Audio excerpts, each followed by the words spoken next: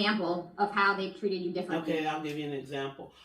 I would get an old vehicle that would break down on me, and I'm pregnant, to drive out. I was pregnant with Kim Ewell, to drive out to the west side of Chicago, which is dangerous, while they will give the new college kid that just came off the street of a brand new vehicle.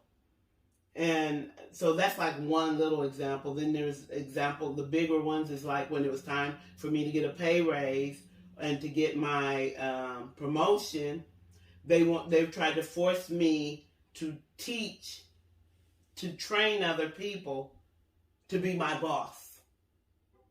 So, and then there were times where white guys could cuss, they cussed each other out. They were cussing each other. F you, F you. You see what I'm saying? And Joe Vinsel was doing stuff to me. And I told him, I said, you're being an asshole. I got rolled up. Okay, I know that probably seems like you're supposed to just swallow all of that. They would come to my face complaining about my black friends at work who were making too much money on sitting over there on that job. While I would point out, what about the white lady that's sitting there doing her nails that don't even know how to do her job? And, I'm just giving you a few of the situations. It's painful every day, day in and day out. Your job is to... Go ahead. Why did you decide to finally leave your employment in the city of Chicago? Because of what the doctor had said, and I knew it, that I was going to die early. The doctor said I would not see my 40th birthday if I stayed there. And I knew it. And I can't help my body. That's the kind of body I have. When I am upset I'm very emotional from being mistreated. I don't handle being mistreated very well. And so that's how I wound up living. And then what did you do after you left the city of Chicago? Nothing. I was disabled. Other than my own life ventures. Then I wrote a book.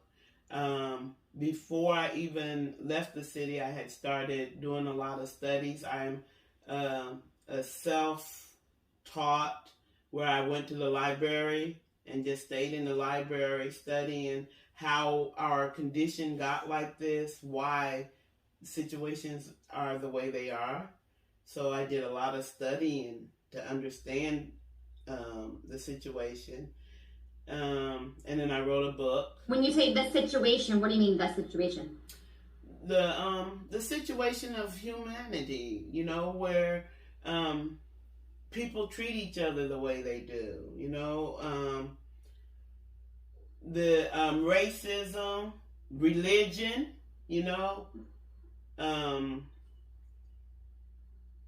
all of it, the whole origins, where did we come from? All of that, I went into studying that. And when did you move to Indiana? I moved to Indiana in 97. And did you move to Marion immediately from Chicago? Yes.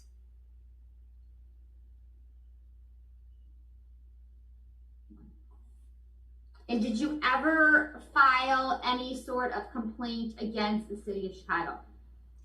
Only with the union, because the union steward, he used to feel so sorry for me. He was a short little Jewish guy that used to always really push for me to be filing for what they were doing against me. Making me do other people's jobs and all this stuff, Other than that, I think I did put a complaint in with the human relations.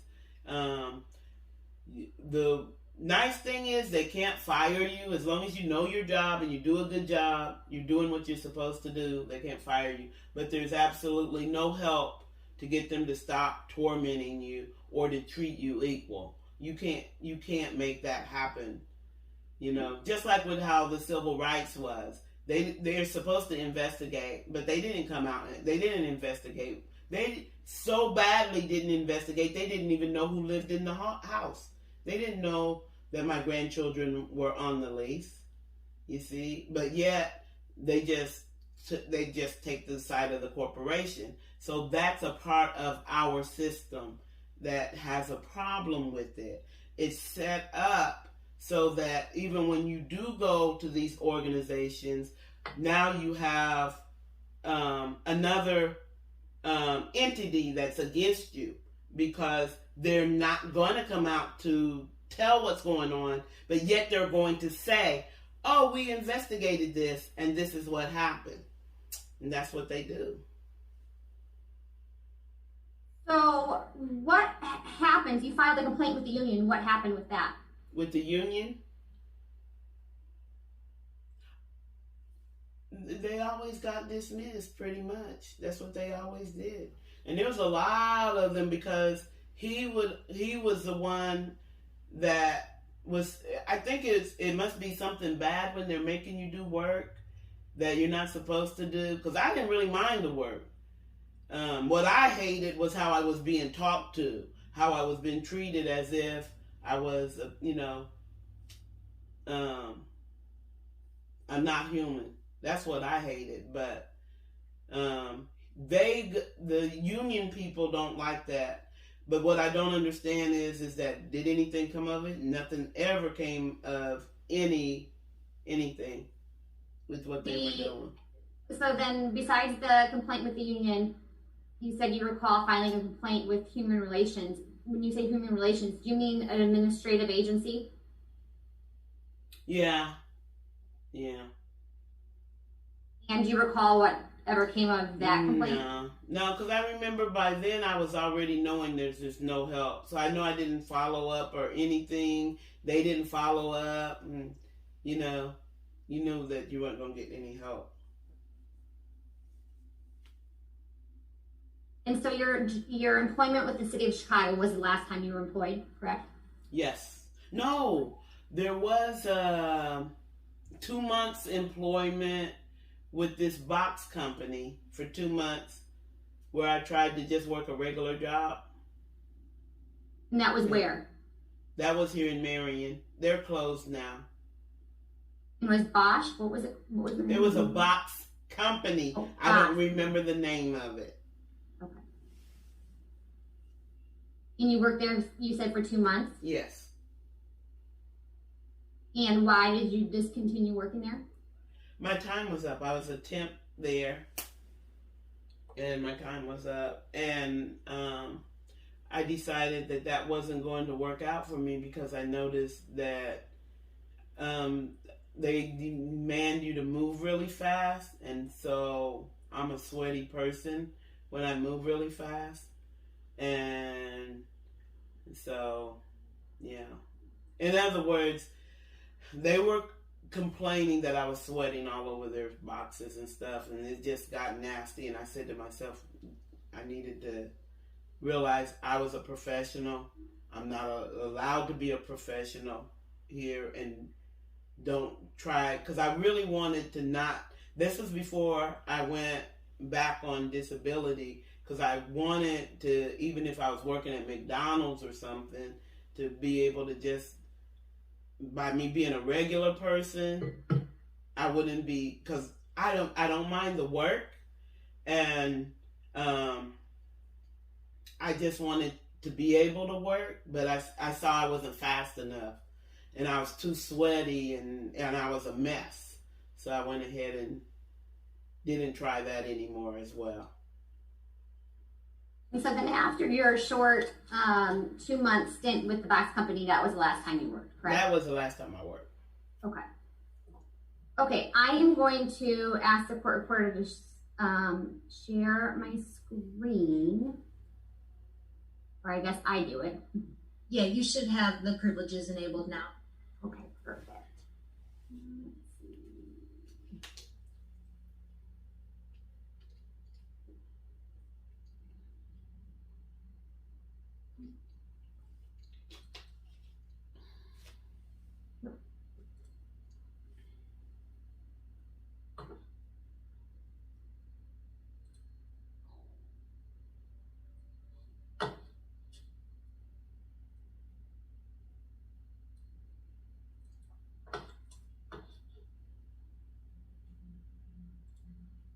All right, you gotta be patient with me. I'm trying to find.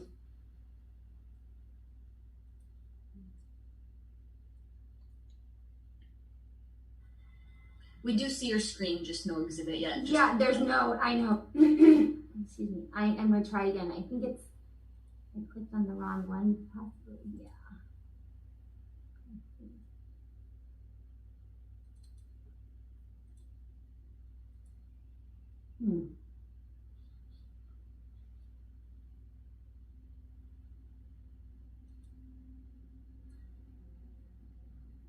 I'm not sure why.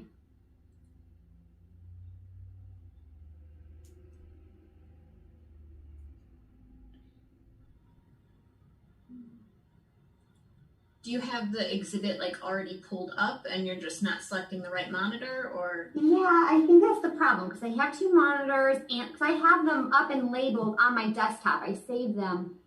Do you want me to just pull it from my phone and look at it if you tell me the name? Yeah, that's fine. I sent you the exhibit, Sandra, and they should be labeled in that email I sent you. Yeah, I got 1, 2. Which one? 6. Which number? We're gonna start with 1. Okay. I'll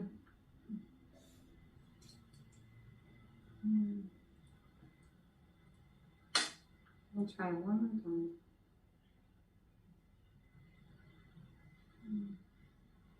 The lease agreement. Okay. Okay, this might. Okay, wait. No, that's so strange. I don't know why. Yeah, I have it. It's the lease agreement. Okay. You want to tell me which Okay. page? All right. Okay. So I'm going to mark the lease as deposition exhibit 1, Sandra. Okay. Okay. You have it in front of you, correct? Yes. Okay. Do you recognize this document?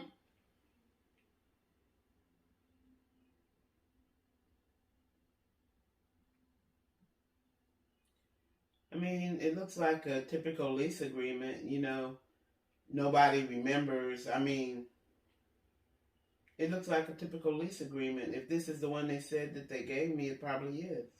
Yeah, okay, I see that's my initials. On the side of the And lease my agreement, that's your signature. initial? And that's my signature at the bottom. Okay. I was going to ask you, is that your signature on page 7? Okay. And it's dated November 23rd, 2015, correct? Correct. And is this the date in which you entered into an agreement with Hunter's Run? I believe it is. Yes. And in the second paragraph, it has the property described as Unit 655, located at 655 East Hunter's Run Drive, Marion, Indiana. Is that the property that you resided at? Yes.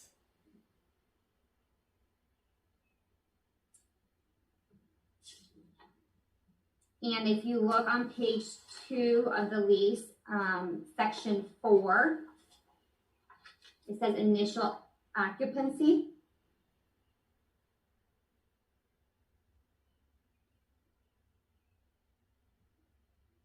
Did you say page 4? Page 2, section okay. 4. Wait a minute. 1, 2. Section 4. Initial occupancy, yeah.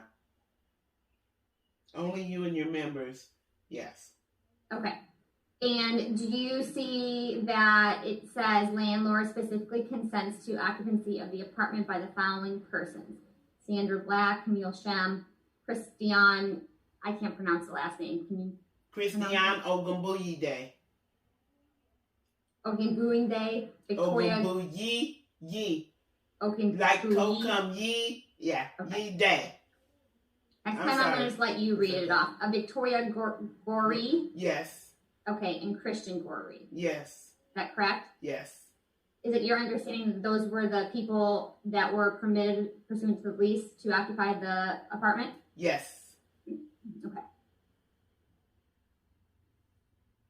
And while you were a tenant at Hunter's Run, did you ever request permission to increase, to increase your household size? I tried to at the after court, I believe. I tried to ask, but they wouldn't let me. They wouldn't take my phone call.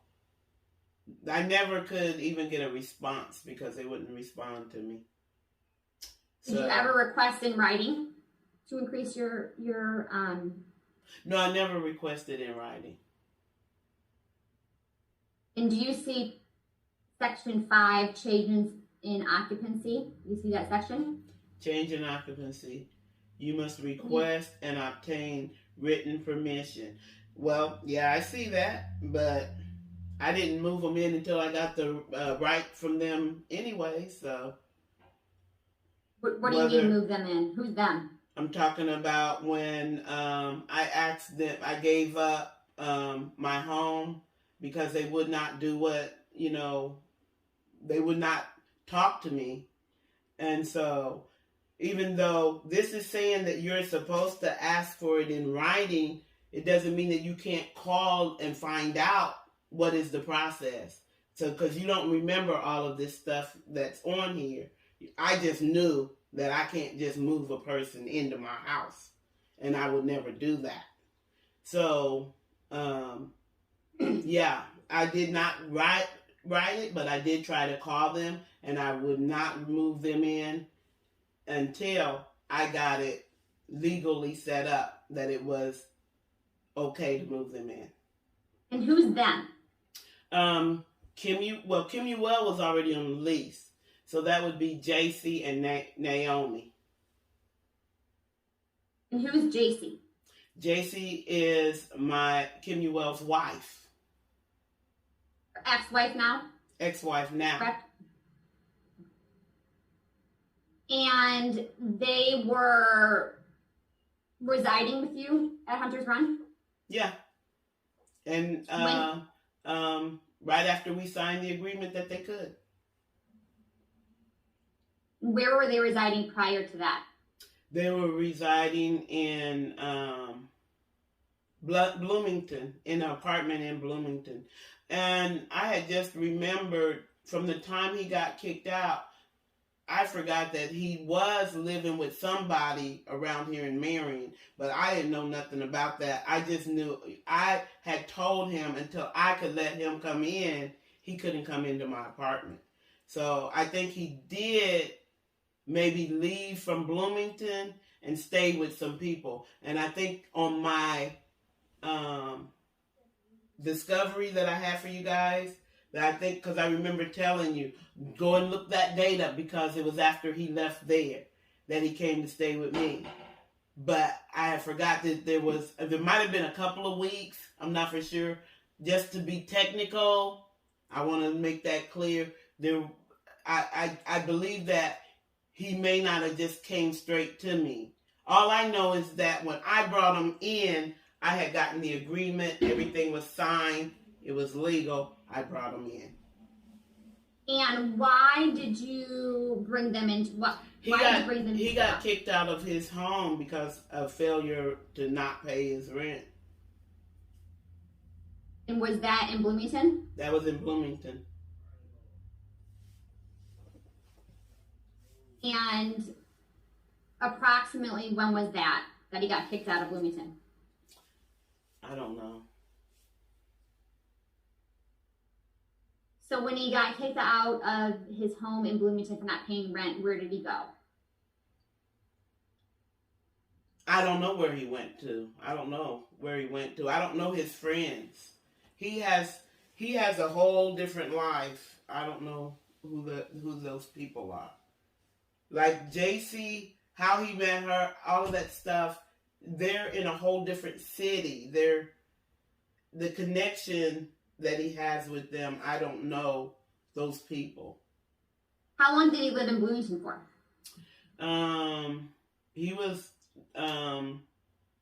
going to school there during the whole lease. I think he was going also to, I forgot about that. He was going to Kokomo as well. But he was driving back and forth to Kokomo. And then he transferred to Bloomington. And so when the school year started, he went there for school. Then he'd come home for Christmas break, come home. He would have come home for summer break, but instead he went and stayed in the apartment that he had up there. Because he had gotten an apartment. He had an apartment in Bloomington, yes. correct? Yes. So your lease is November 2015. So was he already enrolled in school at that time? Yes. Well, it's on the lease too. They have his money that he was getting to go to school. I seen that on the lease or on some of the documents that you gave me. Who was getting money? Kim Ewell was getting money from, he had a scholarship because he was so good in school. 21st century, he had 21st century scholarship. And if you look into production, because I had seen where you guys had seen all of that stuff that you guys had. When I say you guys, I'm talking about your defendants, your clients. Okay, so why did you guys put him on the lease if he was residing in Bloomington? Because he was coming back and forth, and then I didn't want to he's living in my house. He's living in my house. Because if he's there for the whole summer, he's going to be there 3 months, right? And at the time, he didn't do what he was supposed to do. He was supposed to get a roommate. This is kids. You can't make them do what they're supposed to do. He was supposed to get a roommate. He was supposed to be coming home for Christmas breaks, during his breaks, summertime. He would have lived in my house from, I guess that's what, May to August. And so all of that type of situation with him going back and forth to school, he needed to be on the lease. So that's the reason why I had put him on the lease. And when we first opened up, he was actually not living at school at all because we were in Kokomo, IU. And then he got transferred over to Bloomington, IU. So he got transferred over to Bloomington, IU when, approximately? That would have been, I want to say, 2016. The fall 2016. Okay, and so going back and looking at the lease, Exhibit 1, you see on page 2, Section 6, it says student rule. If any member of your household becomes a full-time student. They knew he was a full-time student. Yeah. I was just going to ask that. Yeah, they knew. They knew. Yes. And did you advise them when he resided? Can I ask you something? Can you please explain to me?